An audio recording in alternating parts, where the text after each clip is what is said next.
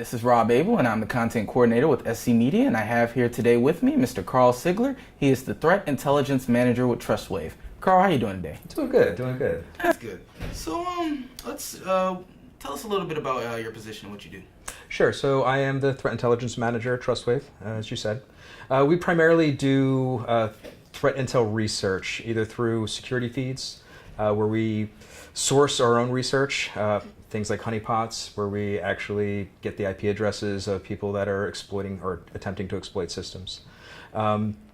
We also have a lot of threat exchanges with a bunch of our partners, Google, Microsoft, Facebook. We provide them with some of our internally sourced feeds in exchange for their feeds as well. And this allows us to track trends, exploitation, what attackers are actually doing on the internet right now. Okay.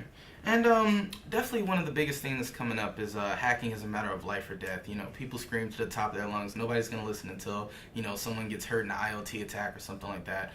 Can you tell us a little bit about that? Yeah, I mean, right now it's primarily theoretical. But that said, there's a lot of research being done about it. Probably the biggest problem there would be medical device industry. We see a lot of medical devices that have gone out with really no real security posture put in place for their development cycle. And what do you see as being something that might be the tipping point to finally make people more aware of this, hopefully before it's too late?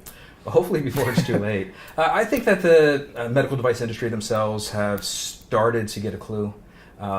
There is a lot of programs out there. We're seeing a lot more pickup so far as third-party vulnerability assessment goes.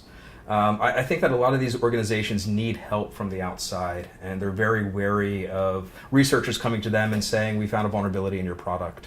When that talent is often somebody that is outside or third party that needs to approach them in a responsible disclosure fashion. So I think the industry is getting better, but it'll probably take a major incident before people really start to climb on board. All right, and interestingly enough, you said that you know, they're going to need outside help. How do you see that working? Do you see maybe, you know, the medical devices teaming up with you know, the Trustwaves and the FireEyes of the world, or, you know, how do you see that coming together so that maybe there's a little bit more cooperation?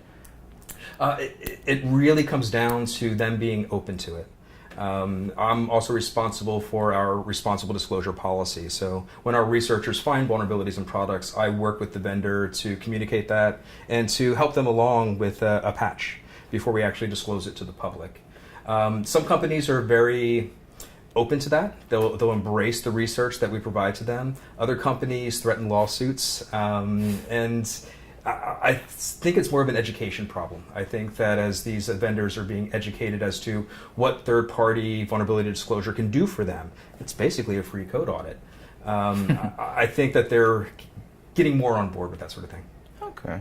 And while we're on the topic of insecure things and IoT devices, smart cities definitely have been coming up, you know, attacks against power grids and things like that. What do you see as far as the future of that going?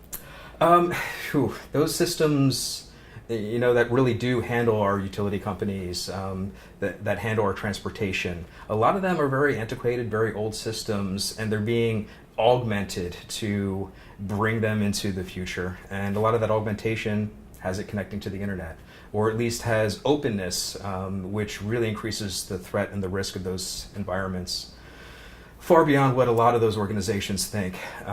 So again, I think it's more of an education problem. I think that the risk is obviously there. I think a lot of these power companies, utility companies, transportation companies understand the risk is there. A lot of times they just don't even know where to start, though, in figuring out what they have, how to secure it. All right. And also, you know, to patch all these vulnerabilities and even identify where the weaknesses are, you're going to need a lot of talent. So what can companies do about the, you know, IT security shortage? It's a hard thing. I mean, we've got all kinds of positions open, even at our company, that we can't fill because there just aren't people that are experienced enough to pop into those roles. And that security, that knowledge gap, that shortage is affecting companies left and right. They're hiring people that they think might be able to help them in this regard, and yet just don't have the expertise to do so. We work pretty well in trying to, we're trying to address that ourselves. We work with local universities to try and enhance their computer science programs to have a more cybersecurity bent. And we also do a lot of mentoring, a lot of internships to try and get that next generation coming up and really be focused on security.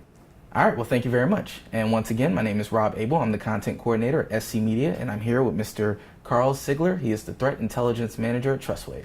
Stay safe online.